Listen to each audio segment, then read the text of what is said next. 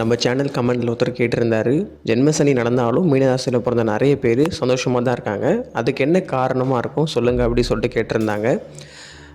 ஜென்மசனி நடந்தாலும் சரி, ஏழரை சனி, எந்த சனி நடந்தாலும் மீனராசியில் பிறந்தவங்க ஒரு சில பேர் ஏன் நல்லா இருக்காங்கன்னா, அது இந்த கோச்சார பலன்களால் கிடையாது. அது அவங்களுடைய தனிப்பட்ட ஜாதகத்தில் நடக்கக்கூடிய தசை புத்திகள் தான் முடிவு செய்யும்.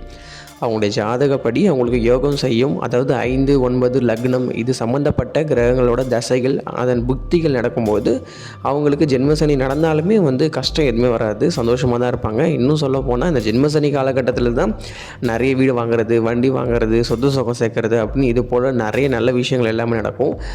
நல்லபடியாக மேரேஜ் ஆகும், குழந்தை பிறக்கும்னு சொல்லிட்டு ஒரு மனுஷனுக்கு வாழ்க்கைக்கு என்னென்ன தேவையோ அதை டபுள் மடங்கு ட்ரிபிள் மடங்கு இந்த மாதிரியான டைமில் கண்டிப்பாக கிடைக்கும். ஜென்மசனி நடக்கும்போது இது கிடைக்கும். உங்கள் ஜாதகத்தில் தசாபுத்திகள் உங்களுக்கு நல்லா இருந்துச்சுன்னா ஜென்மசனியால் உங்களுக்கு கெடுதல் நடக்காது, நல்லது நடக்கும்.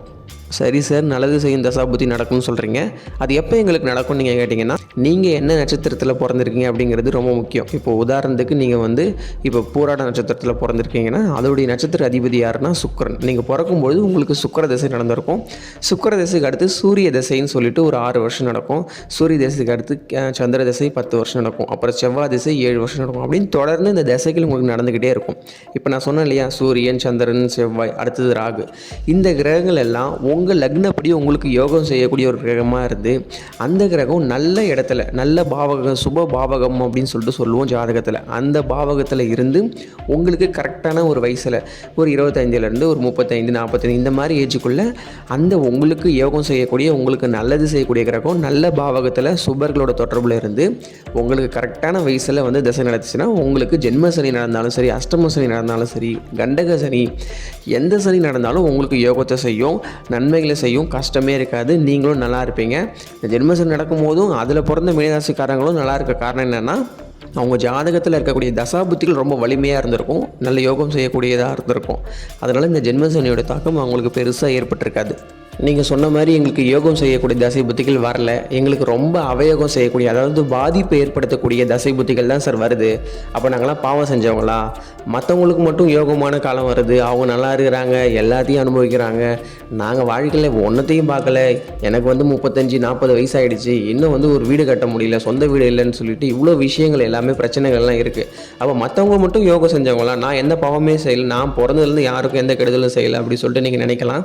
இதெல்லாம் அவங்களுடைய முந்தைய காலத்து கர்ம பதிவுகளாக இருக்கலாம், இல்லை முன் பிறவியில் செஞ்ச பலனாக இருக்கலாம். அவங்க முன்னாடி என்ன செஞ்சாங்களோ அதன் பொறுத்து தான் இந்த பிறவியில் அவங்களுக்கு யோகத்தை அனுபவிக்கக்கூடிய ஒரு ஜாதகமாகவே அமையுது. அது நம்ம பார்க்கவே முடியுது நிறைய ஜாதகத்தில். அப்போ ஜாதகத்தில் என்ன இருக்கோ அதுபடி தான் நடக்குமான்னு கேட்டிங்கன்னா அப்படின்னு நம்ம சொல்லிட முடியாது. ஆனால் ஒரு சில விஷயங்கள் எல்லாமே நடக்க தான் செய்யுது, அது மாற்றவும் முடியல. சில விஷயங்கள் ஜாதகத்தில் இருக்கிறபடி தான் நடக்குது.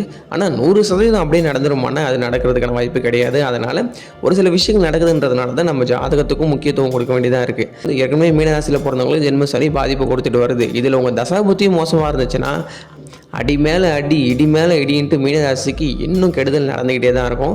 தசாபுத்தி வலிமையாக இருக்கும்போது நீங்களாம் எஸ்கேப் ஆகிடுவீங்க, நிறைய நல்லது நடக்கும். இந்த ஜென்ம சனி பற்றியெல்லாம் கவலைப்படவே தேவையில்லை. முக்கியமாக ஸ்ட்ரெஸ், டிப்ரெஷன் எப்படி நான் சொல்கிறது இருக்கு இல்லையா, அதெல்லாம் உங்கள் பக்கமே கிட்ட கூட நாடாது. ஒன்றும் இல்லைங்க, இப்போ உங்களுக்கு காய்ச்சல் வருது, கோல்டு வருது, எல்லாமே வருது. ஆனால் உங்கள் உடம்புக்குள்ளே இருக்க அந்த நோய் எதிர்ப்பு சக்தி அவங்க உடம்புக்குள்ளே இருக்க அந்த நோய் கிருமி அழிச்சிடும் இல்லையா, அது அந்த நோய்க்கு எதிராக போராடும் இல்லையா. அந்த மாதிரி தான் உங்கள் ஜாதகம் வலிமையாக இருந்துச்சுன்னா அந்த ஜாதகத்தில் இருக்க கிரகங்கள் எல்லாம் இந்த ஏழரை சனி, ஜென்ம சனிக்கு எதிராக போராடி உங்களுக்கு கெட்டது நடக்க விடாமல் பார்த்துக்கும்.